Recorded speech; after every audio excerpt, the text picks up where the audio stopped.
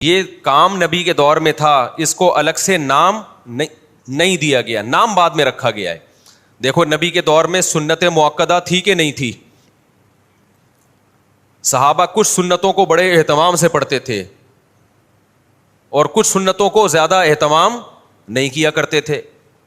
بعض لوگوں نے سنت مؤکدہ ہی کا انکار کر دیا, یہ بھی جہالت ہے کہ بس 5 نمازیں فرض ہیں, سنت مؤکدہ کی کوئی حیثیت نہیں ہے.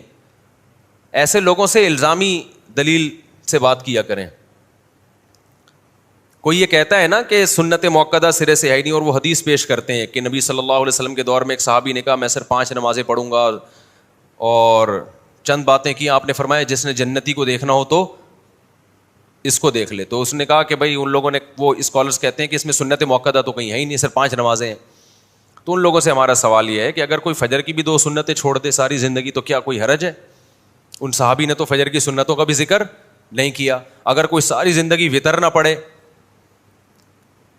تو بھی کوئی حرج نہیں ہے, جبکہ وطر نہ پڑھنے کو تمام محدثین فقہا وطر چھوڑنے والے کو کچھ تو حرام ناجائز کہتے ہیں, کچھ کہتے ہیں شدید ملامت کا مستحق ہے. امام احمد ابن حنبل جو امام بخاری کے استاذ ہیں, انہوں نے تو یہاں تک کہہ دیا جو وطر کی نماز نہیں پڑھتا اس کی گواہی مقبول نہیں ہے, وہ گواہی دینے کا حل نہیں ہے. کیوں؟ انہوں نے دیکھا حدیثیں ہیں من لم یوتر لیس منا, جو وطر نہیں پڑھتا ہم میں سے نہیں ہے. ان اللہ زادکم صلاۃ الا وہی الوتر, اللہ نے ایک اور نماز کا اضافہ کر دیا ہے, وہ کیا ہے؟ وہ وطر ہے. البانی نے اس حدیث کو صحیح کہا. میں اسد البانی کا حوالہ اس لیے پیش کر رہا ہوں کہ یہ لوگ ہمارے خلاف جب وطر کے بارے میں دلیل دیتے ہیں نا, اور یہ ہمارے خلاف جو بھی دلیل ہیں, تو البانی رحمہ اللہ کا حوالہ دیتے ہیں کہ انہوں نے حدیث کو صحیح کہا ہے غلط کہا. اس لیے میں ان کا حوالہ دے رہا ہوں. سمجھتا ہے کہ نہیں سمجھتا؟ اتنی ساری حدیثوں کو کہاں لے کے جاؤ گے؟ اور فجر کی 2 سنتوں کی کس قدر تاکید ہے. اور چلو اگر سنت مؤکدہ کا اسلام میں کانسیپٹ ہی نہیں ہے, کوئی کانسیپٹ نہیں ہے, فرض ہے یا عام سنت ہے, تو میرا ایک سوال ہے, فجر کی 2 رکعتوں میں ہم چھوٹی قرات کرتے ہیں یا لمبی قرات کرتے ہیں؟ بولو نا. لمبی قرات ہے نا, مغرب کی نسبت فجر کی نماز چھوٹی ہوتی ہے یا لمبی ہوتی ہے قرات میں؟ آپ مجھے بتاؤ, آپ کا امام اگر فجر کی پہلی رکعت میں انا اعطیناک الکوثر پڑھے اور دوسری میں قل واللہ احد پڑھے اور یہی معمول بنا لے, آپ برداشت کر لو گے امام کو کہ بھائی تو مغرب ایسے پڑھا رہا ہے جیسے فجر ایسے پڑھا رہا ہے جیسے مغرب؟ آپ اسے جواب میں یہ کہہ سکتے ہو کہ یہ فرض ہے, فجر کی 2 رکعت جو پڑھی جائیں گی ان میں لمبی قرات کیا ہے؟ فرض ہے. آپ یہ کہہ سکتے ہو امام کو؟ فرض تو نہیں ہے, اگر فرض ہوتی تو پھر انا اعطینا سے نماز ہوتی نہیں.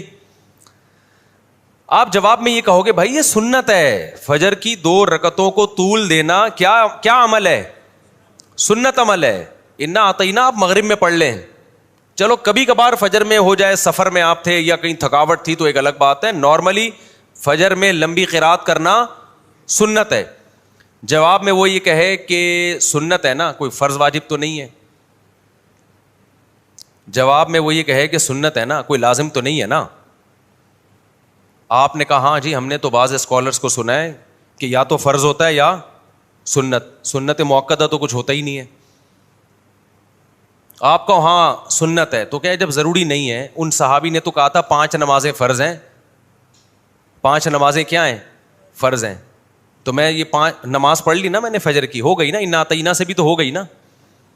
آپ جواب میں کہو گے بھائی عام سنتوں کی طرح نہیں ہے فجر کی 2 رکعتوں کو طول دینا, یہ سنت مؤکدہ ہے.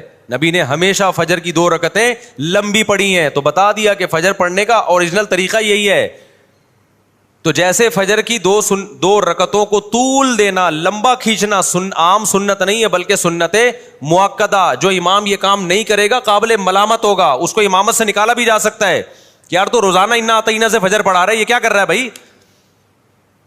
انا اعطینا پڑھتا ہے, دوسری میں قل اللہ پڑھتا ہے, یہ فجر ہے یا مغرب ہے؟ یہ سمجھ میں نہیں آ رہا کیا کر رہا ہے. وہ کہے کہ فرض واجب تو نہیں ہے نا, اسے کہا جائے گا سنت مؤکدہ ہے. اور جو سنت مؤکدہ کو چھوڑ دیتا ہے وہ قابل ملامت ہوتا ہے اور واجب الاخراج ہوتا ہے. آپ پتلی گلی سے نکلو, ہم کوئی تمیز کا امام لائیں گے جو فجر تمیز سے پڑھائے. تو اسی طرح جیسے نماز کے اندر کی کچھ سنتیں عام سنتیں، کچھ سنتیں مؤکدہ ہیں، ایسے ہی نماز کے باہر کی بھی سنتوں میں کچھ عام ہوتی ہیں، کچھ سنتیں مؤکدہ ہوتی ہیں. تو فجر کی جو 2 فرض ہیں، اب میں ایک اور مثال آپ کو دیتا ہوں. فجر کے 2 فرض امام آ کے پڑھاتا ہے، اس سے پہلے نہ گھر میں سنتیں پڑھتا ہے نہ مسجد میں آ کے پڑھتا ہے. ڈائریکٹ گھر سے آیا، مصلی پہ کھڑا ہو گیا نا.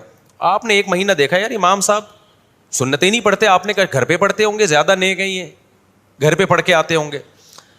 آپ نے پوچھ لیا امام صاحب ماشاءاللہ بڑی خوشی ہوئی، آپ فجر کی 2 سنتیں ہمیشہ گھر پہ پڑھتے ہیں ماشاءاللہ. وہ امام نے کہا نہیں میں گھر پہ نہیں پڑھتا، آپ کو غلط فہمی ہوئی ہے.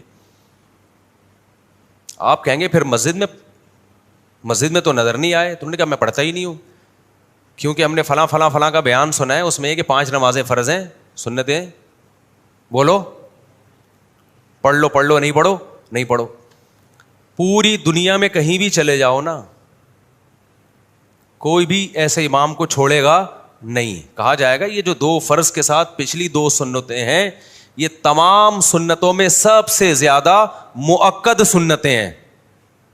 تبھی بعض ائمہ کی رائے تو یہ ہے کہ اگر جماعت کھڑی بھی ہو جائے تو آپ مسجد کے باہر 2 سنتیں پڑھ لیں، بشرطے کہ آپ کو جماعت میں شامل ہونے کا یقین ہو. بعض حضرات کی یہ بھی رائے ہے ان کی تاکید کی وجہ سے، اور بعض صحابہ سے ثابت ہے کہ چھوڑتے نہیں تھے کسی قیمت پہ. تو بس چند ایک حدیث یہاں سے ملی، ایک وہاں سے ملی، اٹھا کے پورے کلپ بنا کے لوگ کیا کر رہے ہیں، ڈال رہے ہیں. ضلوا واضلوا، حدیث میں جو آتا ہے نا کہ قرب قیامت میں ایسے لوگ ہوں گے جو خود بھی گمراہ ہوں گے اور دوسروں کو بھی گمراہ کریں گے. تو سنت مؤکدہ کا لفظ ہمیں قرآن و سنت میں نہیں ملے گا، یہ ایک ٹرم ہے، لیکن سنت مؤکدہ ملے گی، یہ لفظ نہیں ملے گا. صحابہ کے دور میں یہ اصطلاحات نہیں تھیں. بعد میں فقہائے کرام نے، علماء نے عوام میں آسانی پیدا کرنے کے لیے کہ ہر عبادت کو اس کا مقام دیا جائے، تو اس کے لیے اصطلاحات ایجاد کی ہیں. نبی کے دور میں تو فرض بھی اس معنی میں نہیں تھا جس میں ہم فرض کہتے ہیں. سنت کو بھی فرض کہا گیا ہے اور فرض کو سنت کہا گیا ہے. نبی نے فرمایا من اعرض عن سنتی فلیس منی، جو میری سنت سے اعراض کرتا ہے وہ مجھ سے نہیں ہے. تو اس سے سنت تھوڑی مراد ہے، اس سے فرض مراد ہے، کیونکہ سنت کا لفظی ترجمہ ہے طریقہ. نبی نے فرمایا جو میرے طریقے سے ہٹے گا وہ مجھ سے نہیں ہے. تو اس میں تو فرض بھی داخل ہے، اس میں سنت مؤکدہ بھی داخل ہے، اس میں واجبات بھی داخل ہیں. لیکن بعد میں یہ جو اصطلاح ہے سنت کی، یہ فرض سے فرق کرنے کے لیے، اب ہم کہتے ہیں یہ فرض ہے یا سنت ہے، آپ کہتے ہیں بھائی سنت ہے، تو اب یہ کسی اور سینس میں استعمال ہو رہا ہے یہ لفظ. سمجھتے ہو کہ نہیں سمجھتے ہو؟ مجھے ایسے دیکھ رہے ہو آپ لوگ جیسے میں نے قرضہ لیا ہوا ہے آپ لوگوں سے، جیسے میں نے قرضہ لیا ہوا ہے. ٹھیک ہے. تو ایک خالی رفیع بھائی ہے جو بیان سن رہے ہوتے غور سے.